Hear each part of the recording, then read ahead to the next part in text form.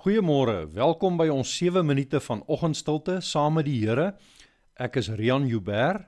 As jy nog nie gelowig op pad se bladsy volg nie, doen dit sommer nou, anders mis jy dalk die volgende geleentheid of plasing. Vanoggend luister ons na die stem van die Here, soos dit na ons kom uit 1 Korintiërs 15 en ons fokus veral op vers 19. In 1 Korintiërs 15 vanaf vers 14 staan die volgende woorde: En as Christus nie opgewek is nie, is ons prediking sonder inhoud en julle geloof ook sonder inhoud. Verder sou dit beteken dat ons vals getuienis oor God afgelê het, omdat ons teen God ingetuig het dat hy Christus opgewek het. As dit dan waar is dat die dooies nie opgewek word nie, het hy Christus ook nie opgewek nie.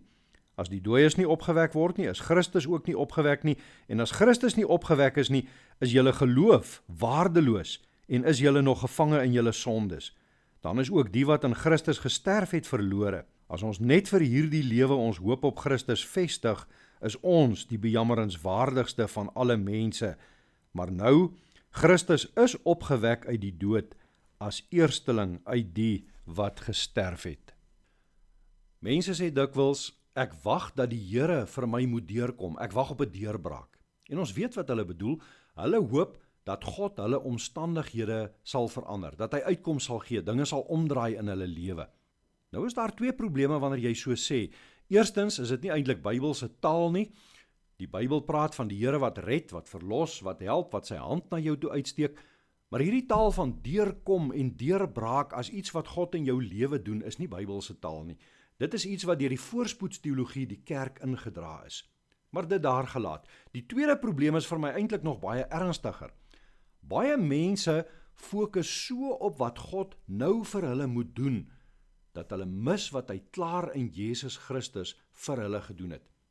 Hulle vestig al hulle hoop, al hulle fokus op die uitkoms wat die Here nou in hulle omstandighede moet bring, asof dit die eerste keer sou wees wat hy vir hulle iets doen, asof dit die eerste keer sou wees wat hulle kan sien dat hy hulle raak sien vir hulle lief is en vir hulle omgee.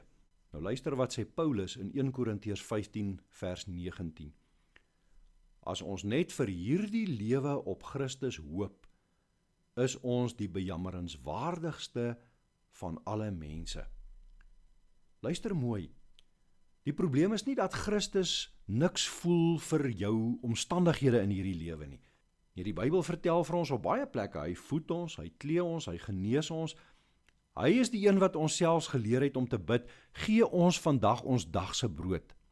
Die probleem is wanneer dit al is waarvoor jy op hom hoop. As jy Jesus net dien, net op hom hoop, vir die genesing wat hy moet bring, die werk, die geld wat hy moet gee, die beskerming wat hy moet verleen. As jy dit doen, maak jy hom kleiner, maak jy hom minder as wat hy is. En tog vir baie mense is dit al wat Jesus is. Dis ook al wanneer hulle soek na hom, wanneer hulle hom nodig kry soos 'n spaarwiel in nood. As die slim dokters van die wêreld jou nie meer kan help nie, as jou planne en jou raad op is, as jou geld op is, as daar nie meer 'n deur is waar jy aan kan gaan klop vir nog 'n werk nie. Hoor weer wat sê die Here in sy woord.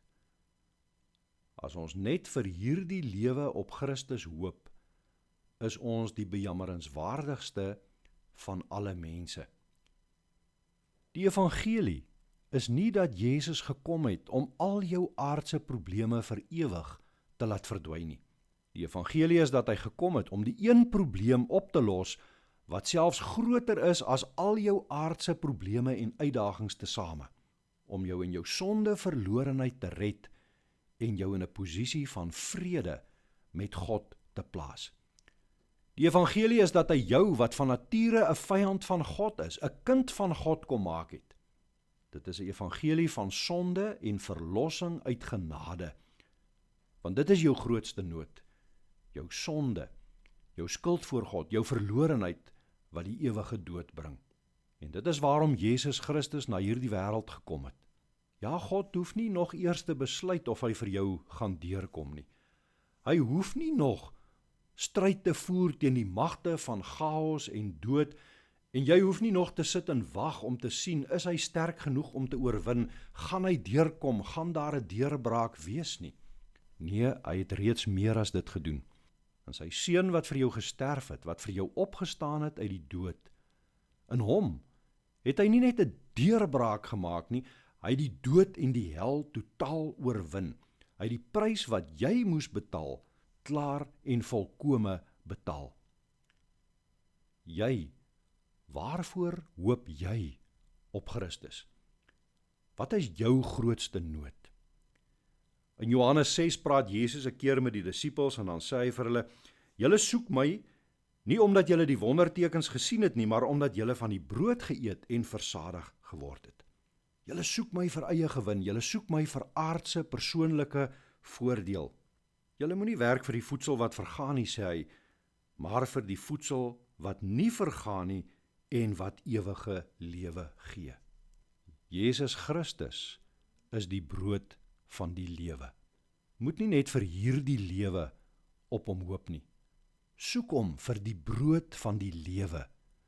Dan sal al die ander dinge vir jou bygevoeg word. Amen. Kom ons bid nou saam. Driemaal heilige God, Vader, Seun en Heilige Gees, ons buig voor U in aanbidding. Here, U is groot en U is almagtig. Selfs die dood kon U nie in die graf vashou nie. Ja, Christus is opgewek, daarom het ons hoop, nie net vir hierdie lewe nie, maar vir ewig.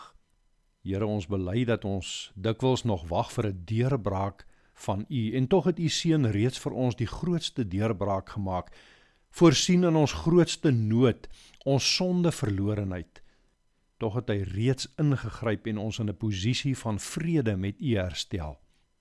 Gee Here dat U wil, U koninkryk, vir ons altyd die grootste en die belangrikste sal wees, dan weet ons dat ons nou en vir ewig veilig in U hande is.